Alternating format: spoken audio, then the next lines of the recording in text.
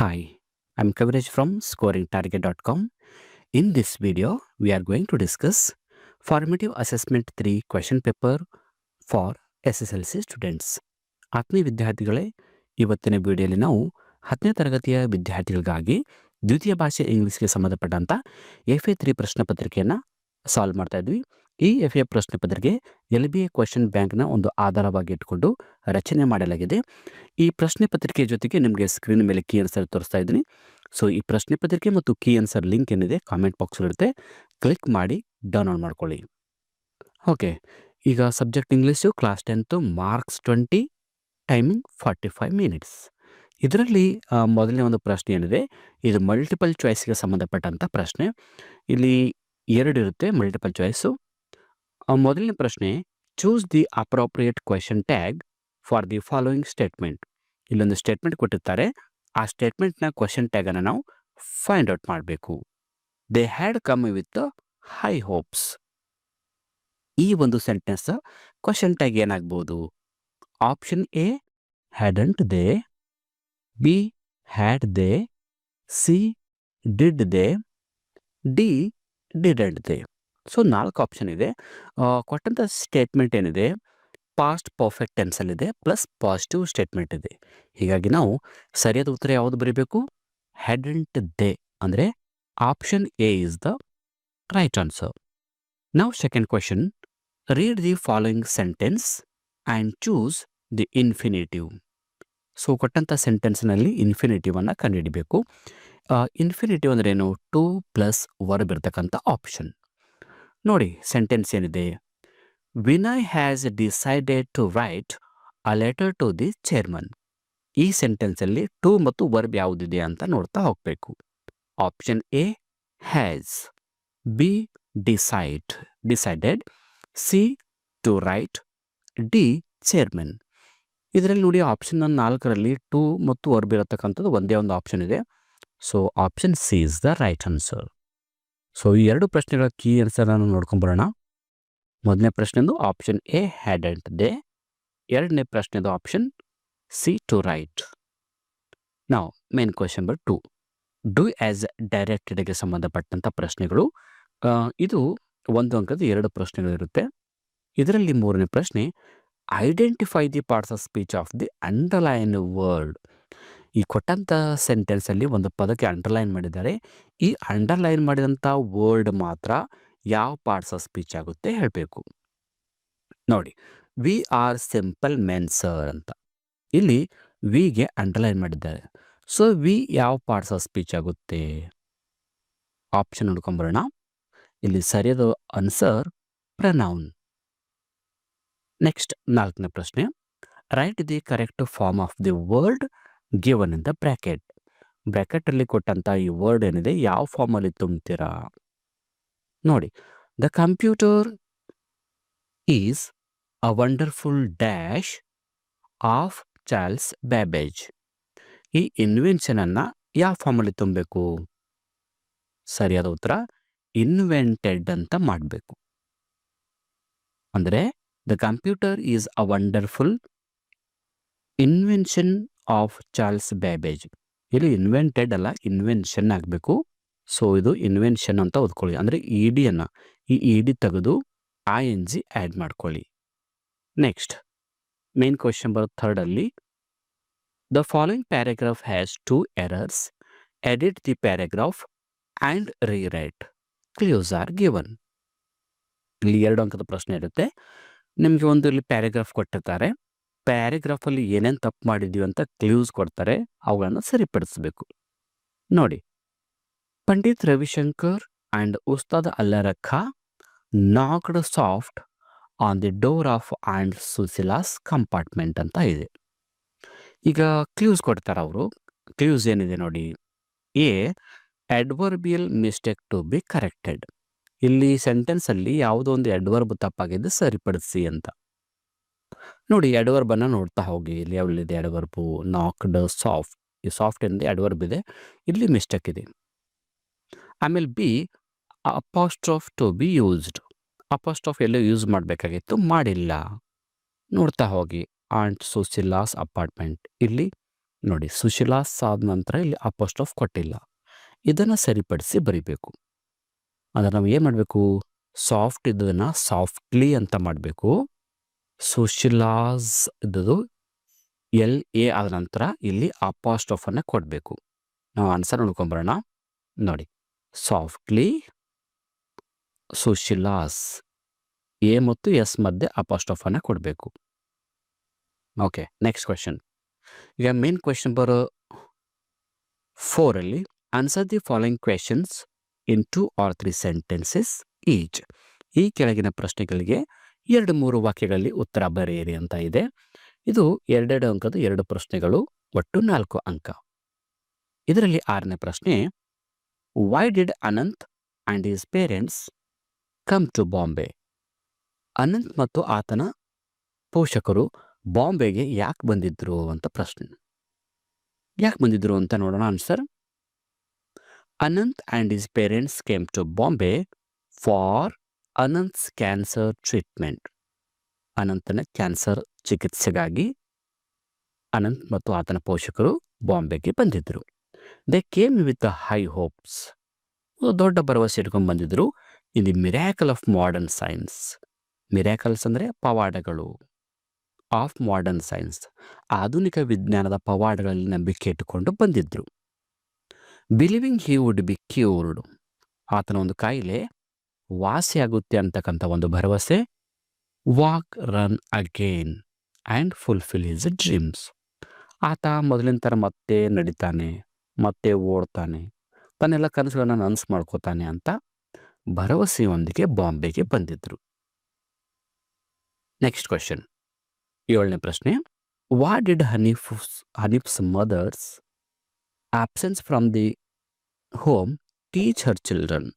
ನೋಡಿ, what did Hanif's mother's absence ಅಂದ್ರೆ ಅನುಪಸ್ಥಿತಿ, from home teacher her children. ಅಂದರೆ ಹನೀಫನ ತಾಯಿ ಮನೆಯಲ್ಲಿ ಆಬ್ಸೆಂಟ್ ಆಗಿರ್ತಿದ್ರು. ಅಂದರೆ ಮನೆಯಲ್ಲಿ ಇಲ್ಲದಿದ್ದಾಗ ಮಕ್ಕಳು ಯಾವ ಪಾಠವನ್ನು ಕಲಿತ್ಕೊಂಡಿದ್ರು? ಅಂದರೆ ಇಲ್ಲಿ ಹನೀಫನ ತಾಯಿ ಕೆಲಸಕ್ಕಾಗಿ ಬೇರೆ ಊರುಗಳಿಗೆ ಹೋಗ್ತಾ ಇದ್ರು. ಸೊ ಈ ಥರ ಅವರು ಮನೆಯಲ್ಲಿ ಇಲ್ಲದಿದ್ದಾಗ ಮಕ್ಕಳಿಗೆ ಯಾವ ಪಾಠ ಕಲಿತ್ಕೊಳ್ಳೋಕ್ಕೆ ಸಹಾಯ ಆಯಿತು? Answer, Hanif's mother's absence taught her children to be responsible and independent. So ತಾಯಿ ಅನುಪಸ್ಥಿತಿಯಿಂದ ಅವರಿಗೆ ಒಂದು ಜವಾಬ್ದಾರಿ ಕಲ್ತ್ಕೊಂಡ್ರು, ಜೊತೆಗೆ ಸ್ವಾವಲಂಬಿ ಆಗೋದನ್ನು ಕಲ್ತ್ಕೊಂಡ್ರು. They learn that one's duty is the most important thing in life. ಜೀವನದಲ್ಲಿ ತಮ್ಮ ಕೆಲಸಗಳನ್ನು ತಾವೇ ಮಾಡ್ಕೋಬೇಕು ಅಂತಕ್ಕಂಥ ಒಂದು ಸಿದ್ಧಾಂತವನ್ನು ಅವರು ಕಲ್ತ್ಕೊಂಡ್ರು. The children got up early. ಏನೇನು ಕಲ್ತ್ಕೊಂಡ್ರು? ಮುಂಜಾನೆ ಬೇಗ ಹೇಳೋದು, ಡಿಡ್ ದೇರ್ ಡೈಲಿ ವರ್ಕ್, ತಮ್ಮ ದಿನನಿತ್ಯದ ಕೆಲಸಗಳನ್ನ ತಾವೇ ಮಾಡೋದು. Got ready for school by themselves, ತಾವಾಗನೇ ಶಾಲೆಗೆ ರೆಡಿಯಾಗಿ ಹೋಗೋದು. ಈ ಎಲ್ಲ ಒಂದು ಪಾಠವನ್ನು ತಾಯಿಯ ಅನುಪಸ್ಥಿತಿಯಲ್ಲಿ ಮಕ್ಕಳು ಕಲ್ತ್ಕೊಂಡ್ರು. ಅಂದರೆ ಹನೀಫ್ ಮತ್ತು ಆತನ ಸಹೋದರರು ಕಲ್ತ್ಕೊಂಡ್ರು. ನೆಕ್ಸ್ಟ್ ಮೇನ್ ಕ್ವೆಶನ್ ನಂಬರ್ 5ಅಲ್ಲಿ answer the following question in 5 to 6 sentences. ಇದು 3 ಅಂಕದ ಒಂದು ಪ್ರಶ್ನೆ ಇದೆ. 3 ಅಂಕದ ಬರೀಬೇಕು. ಮಿನಿಮಮ್ 5-6 ವಾಕ್ಯಗಳಲ್ಲಿ ನಾವು ಈ ಉತ್ತರ ಬರೀಬೇಕು. Question number 8, the jazz player proved that he was highly skilled in music. Justify. ಅಂದರೆ ಇದು ಜಾಜ್ ಪ್ಲೇಯರ್ ತಾನು ಸಂಗೀತದಲ್ಲಿ ಒಬ್ಬ ಪ್ರಾವೀಣ್ಯತೆಯನ್ನು ಸಾಧಿಸಿದ, ಎಕ್ಸ್ಪರ್ಟ್ ಇದ್ದ ಅನ್ನೋದನ್ನು ನಾವಿಲ್ಲಿ ಸಮರ್ಥಿಸಿ ಬರೆಯಿರಿ ಅಂತ ಕೇಳಿದ್ದಾರೆ. ಸೊ ಉತ್ತರ ನೋಡ್ಕೊಂಬರೋಣ. The jazz player proved he was highly skilled because when he played he changed completely. ಇಲ್ಲಿ ಜಾಜ್ ಪ್ಲೇಯರ್ ಸಂಗೀತದಲ್ಲಿ ತುಂಬ ಪ್ರಾವೀಣ್ಯತೆಯನ್ನು ಸಾಧಿಸಿದ ಅನ್ನೋದನ್ನು ಯಾವ ಥರ ಪ್ರೂವ್ ಮಾಡ್ದಂದರೆ, ಸಂಗೀತದಲ್ಲಿ ತನ್ನನ್ನೇ ತಾನು ಕಂಪ್ಲೀಟಾಗಿ ಪರಿವರ್ತನೆಯಾಗಿ ಬಿಡ್ತಿದ್ದ. Though he looked old and tired, his music made him feel fresh like a bird flying high. ಆತ ನೋಡೋಕ್ಕೆ ತುಂಬ ವಯಸ್ಸಾದ ಹಾಗೆ, ತುಂಬ ದಣಿದ ಹಾಗೆ ಕಾಣ್ತಾ ಇದ್ದ. ಆದರೆ ಸಂಗೀತದ ವಿಷಯಕ್ಕೆ ಬಂದಾಗ ಮಾತ್ರ ತುಂಬ ಎಕ್ಸ್ಪರ್ಟ್ ಇದ್ದ. ಜೊತೆಗೆ ಸಂಗೀತ ನುಡಿಸೋಕೆ ಪ್ರಾರಂಭ ಮಾಡಿಬಿಟ್ರೆ ಸ್ವತಂತ್ರವಾಗಿ ಪಕ್ಷಿಯಾಗಿ ಆಕಾಶದ ಎತ್ತರಕ್ಕೆ ಹಾರ್ತಾ ಇದ್ದ. They ಶೌಡ್ his deep talent and power in music. ಇದರಿಂದ ಏನು ಗೊತ್ತಾಗುತ್ತೆ, ಆತನ ಸಂಗೀತದಲ್ಲಿ ಎಷ್ಟು ಆಳವಾದ ಒಂದು ಪ್ರತಿಭೆ ಇತ್ತು, ಎಷ್ಟು ಆಳವಾದ ಒಂದು ಶಕ್ತಿ ಇತ್ತು ಅಂತ ಗೊತ್ತಾಗುತ್ತೆ. As he could express strong emotions and take listeners on a journey with his sound. ಸಂಗೀತದ ಮೂಲಕ ಎಲ್ಲರನ್ನ ಕೇಳುಗರನ್ನ ಆಕರ್ಷಣೆ ಮಾಡ್ತಕ್ಕಂಥ ಅಗಾಧವಾದ ಶಕ್ತಿ ಆತನ ಹತ್ರ ಇತ್ತು. Next question, main question number 6 ಅಲ್ಲಿ read the extract and answer the questions given below. ಇಲ್ಲಿ ಒಂದು ಎಕ್ಸ್ಟ್ರಾಕ್ಟ್ ಪ್ರಶ್ನೆ ಇದೆ. ಆ ಎಕ್ಸ್ಟ್ರಾಕ್ಟ್ ಪ್ರಶ್ನೆ ಕೆಳಗಡೆ ABC ಪ್ರಶ್ನೆ ಇರುತ್ತೆ, ಅವುಗಳಿಗೆ ಉತ್ತರ ಕೊಡಬೇಕು. ಇದು ತಮಗೆ 3 ಅಂಕದ ಒಂದು ಪ್ರಶ್ನೆಯಾಗಿ ಪರೀಕ್ಷೆಗಳಲ್ಲಿ ಕೇಳ್ತಾರೆ. ಓಕೆ, ಏನಿದೆ statement? I prefer your company to theirs. ನನಗೆ ಅವ್ರ ಕಂಪನಿಗಿಂತಲೂ ನಿಮ್ಮ ಜೊತೆ ಇರೋದಕ್ಕೆ ನಾನು ಆದ್ಯತೆ ಕೊಡ್ತೀನಿ ಅಂತಕ್ಕಂಥ ಒಂದು ಸ್ಟೇಟ್ಮೆಂಟ್ ಇದೆ. ಇದು ದ ಡಿಸ್ಕವರಿ ಪಾಠದಿಂದ ಈ ಒಂದು ಎಕ್ಸ್ಟ್ರಾಕ್ಟ್. ಅಂದರೆ ಇಲ್ಲಿ ಸ್ಟೇಟ್ಮೆಂಟನ್ನು ಅರ್ಥ ಮಾಡ್ಕೋಬೇಕು. ಐ ಪ್ರಿಫರ್, ನಾನು ಆದ್ಯತೆ ಕೊಡ್ತೀನಿ, ಯುವರ್ ಕಂಪ್ನಿ, ನಿಮ್ಮ ಕಂಪ್ನಿಲಿ ಇರೋಕ್ಕೆ, ನಿಮ್ಮ ಜೊತೆ ಇರೋಕ್ಕೆ, ಟು ದೇರ್ಸ್, ಅವ್ರಿಗಿಂತಲೂ ನಿಮ್ಮ ಜೊತೆ ಇರೋಕ್ಕೆ ನಾನು ಇಷ್ಟಪಡ್ತೀನಿ ಅಂತಕ್ಕಂಥದ್ದು ಸ್ಟೇಟ್ಮೆಂಟ್. ಇಲ್ಲಿ who does I refer to. ಇಲ್ಲಿ ಐ ಅಂದರೆ ಯಾರು? ನಾನು ನಿಮ್ಮ ಜೊತೆನೇ ಇರೋಕ್ಕೆ ಇಷ್ಟಪಡ್ತಿದ್ದೀನಿ ಅಂತ ಹೇಳ್ತಾ ಇರಲ್ಲ. ಇಲ್ಲಿ ನಾನು ಅಂದರೆ ಯಾರು ಅಂದರೆ ದಟ್ ಈಸ್ ಪೇಪೆ. ಇನ್ನು B, whose company did he prefer. ಯಾರ ಜೊತೆ ಇರೋಕಾತ ಆದ್ಯತೆ ಕೊಡ್ತಾ ಇದ್ದ. ಪ್ರೆಫರ್ ಅಂದರೆ ಆದ್ಯತೆ ಕೊಡೋದು, ಇಂಪಾರ್ಟೆನ್ಸ್ ಕೊಡೋದು. ಯಾರ ಜೊತೆ ಅಂದರೆ ಕೊಲಂಬಸ್, ಕ್ರಿಸ್ಟೋಫರ್ ಕೊಲಂಬಸ್. ಇನ್ನು C, why did he prefer his company but not theirs. ಕೊಲಂಬಸ್ನ ಜೊತೆನೇ ಯಾಕೆ ಇರಬೇಕಂತ ಬಯಸ್ತಾ ಇದ್ದ? ಅವ್ರ ಜೊತೆ ಅಂದರೆ ಸೀಮೆನಿಗಳ ಜೊತೆ ಯಾಕೆ ಇರೋಕ್ಕೆ ಇಷ್ಟಪಡ್ತಾ ಇರಲಿಲ್ಲ ಅಂತ ಪ್ರಶ್ನೆ. ಆನ್ಸರ್ ನೋಡ್ಕೊಂಬರೋಣ. Pepe was a loyal servant of Columbus and loved him. Pepe ಕೊಲಂಬಸ್ನ ಒಬ್ಬ ಪ್ರಾಮಾಣಿಕ ಸೇವಕನಾಗಿದ್ದ ಮತ್ತು ಕೊಲಂಬಸ್ನಿಗೆ ಕಂಡ್ರೆ ಆತನಿಗೆ ತುಂಬ ಪ್ರೀತಿ. The seamen were against Columbus and unhappy. ಈ ಕೊಲಂಬಸ್ ಯಾಕೆ ಇಷ್ಟಪಡ್ತಿದ್ದ ಅಂತ ಗೊತ್ತಾಯಿತು. ಒಂದು ಲಾಯಲ್ ಸರ್ವೆಂಟ್ ಇದ್ದ, ಜೊತೆಗೆ ಅವನ ಕಂಡ್ರೆ ಪ್ರೀತಿ ಇತ್ತು. ಬಟ್ ಈ ಸೀಮೆನ್ ಜೊತೆ ಯಾಕೆ ಇರೋಕ್ಕೆ ಇಷ್ಟಪಡ್ತಾ ಇರಲಿಲ್ಲ ಅಂದರೆ ಅವರು ಕೊಲಂಬಸ್ನ ವಿರುದ್ಧವಾಗಿ ಹೋಗ್ತಾ ಇದ್ರು, ಜೊತೆಗೆ ಯಾವಾಗಲೂ ಅವರು ನಿರಾಶಾವಾದಿಗಳಾಗಿದ್ದರು, ಅನ್ಹ್ಯಾಪಿಯಲ್ಲಿರ್ತಿದ್ರು. ಹೀಗಾಗಿ ಪೇಪೆ ಯಾವಾಗಲೂ ಕೊಲಂಬಸ್ನ ಕಂಪ್ನಿಯಲ್ಲಿ ಇರೋಕ್ಕೆ ಪ್ರೆಫರ್ ಮಾಡ್ತಾ ಇದ್ದ, ಬಟ್ ಸೀಮೆನ್ ಜೊತೆ ಇಷ್ಟಪಡ್ತಿರ್ಲಿಲ್ಲ. ನಾವು ನೆಕ್ಸ್ಟ್ ಕ್ವೆಶನ್, ಕೊನೆಯ ಪ್ರಶ್ನೆ, ಮೇನ್ ಕ್ವೆಶನ್ ನಂಬರ್ 7 ಅಲ್ಲಿ answer the following question in 8 to 10 sentences. ಈ ಕೆಳಗಿನ ಪ್ರಶ್ನೆಗಳಿಗೆ 8 ವಾಕ್ಯಗಳಲ್ಲಿ ಉತ್ತರ ಬರೆಯಿರಿ ಅಂತ ಇದೆ. ಇದು 4 ಅಂಕದ ಒಂದು ಪ್ರಶ್ನೆ. Question number 10, in the poem ballad of the tempest, the poet highlights faith and hope. Illustrate ಅಂದ್ರೇನು? ವಿವರಿಸಿ. ಅಂದರೆ ಈ ಬ್ಯಾಲೆಡ್ ಆಫ್ ದ ಟೆಂಪೆಸ್ಟ್ ಅನ್ನೋ ಕವನದಲ್ಲಿ ಕವಿ ನಂಬಿಕೆ ಮತ್ತು ಭರವಸೆಗಳನ್ನು ಹೈಲೈಟ್ ಮಾಡಿ ಹೇಳ್ತಾರೆ. ಫೇತ್ ಅಂದರೆ ನಂಬಿಕೆ, ಹೋಪ್ ಅಂದರೆ ಭರವಸೆ. ಈ ಕವನದಲ್ಲಿ ಕವಿ ಏನು ಮಾಡ್ತಾರೆ? ನಂಬಿಕೆ ಮತ್ತು ಭರವಸೆಯ ಬಗ್ಗೆ ಹೈಲೈಟ್ ಮಾಡಿ ಹೇಳ್ತಾರೆ. ಅದರ ಬಗ್ಗೆ ವಿವರಿಸಿ ಬರೆಯಿರಿ ಅಂತ. ನೋಡೋಣ answer. The poem ballad of the tempest shows faith and hope through a story of sailors caught in the dangerous storm. So ballad of the tempest ಕವನ ನಂಬಿಕೆ ಮತ್ತು ಭರವಸೆ ಬಗ್ಗೆ ಹೇಳುತ್ತೆ.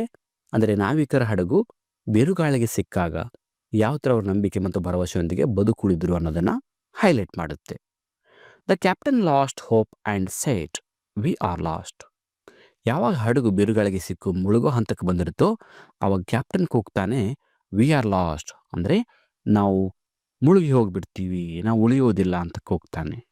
But his little daughter hold his hand and said, isn't God upon the ocean just the same as on the land.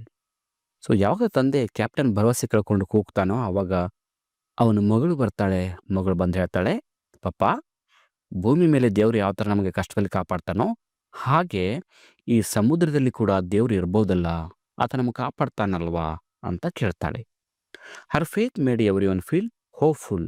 ಅವಳು ಆಡಿದಂಥ ಈ ಮಾತಿನಿಂದ ಅಲ್ಲಿದ್ದಕ್ಕಂಥ ಪ್ರತಿಯೊಬ್ಬರಿಗೆ ಮತ್ತೆ ಒಂದು ಭರವಸೆ ಬರುತ್ತೆ, ಬದುಕು ಉಳಿಬೋದು, ದೇವ್ರ ಮೇಲೆ ನಂಬಿಕೆ ಇಟ್ಟರೆ ನಾವು ಈ ಸಮಸ್ಯೆಯಿಂದ ಪಾರಾಗ್ಬೋದು ಅಂತ. They prayed and stayed strong.